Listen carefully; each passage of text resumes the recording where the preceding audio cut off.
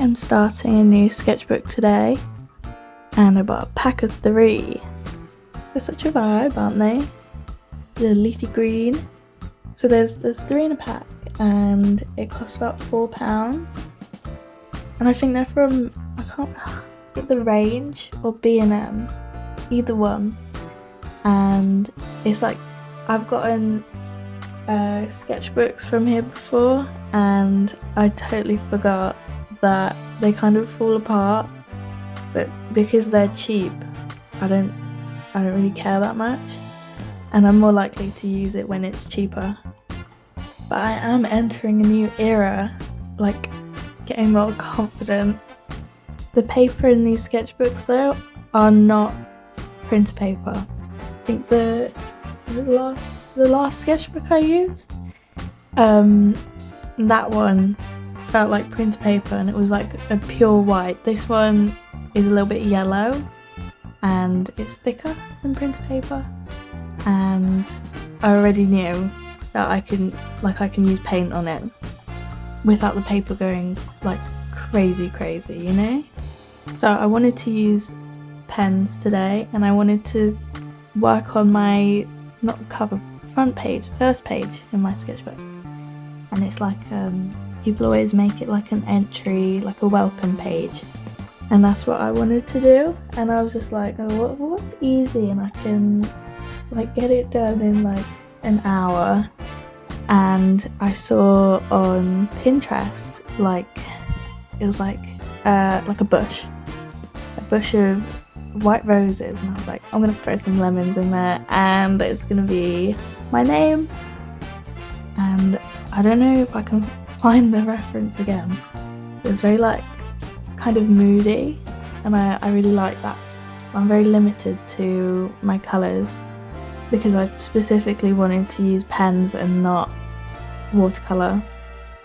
I think when you're starting off, go for like the cheapest supplies, especially if you're paying for them yourself. If you're like, you know, you're a lot younger and your parents pay for you, then, you know, go for it, girl. But if you're buying supplies yourself, I always go for the cheapest, because then I don't feel guilty if I like draw something I don't like and then I've wasted like a page or some colour, you know? And I think, at least, you don't need good supplies to make good art. It definitely helps sometimes, but you don't need it. You can hone in your skills with just printer paper and like a cheap mechanical pencil.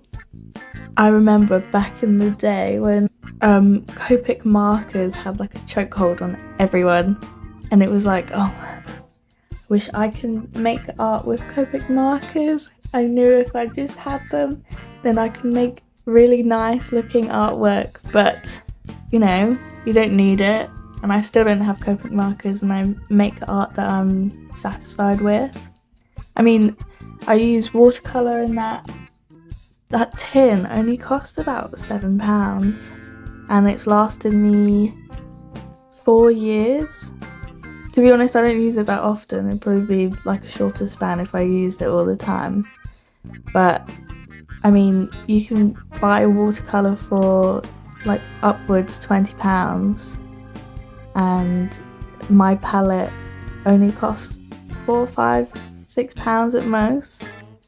And I'd say as long as you know how to use the medium, then you can make anything look good, you know? Like crayons or cheap coloured pencils, it'll be harder, but when you learn how to use it with lower quality items for cheaper, then when you get the better quality, like you don't feel like you're wasting it anymore, because you know how to use it and use it well.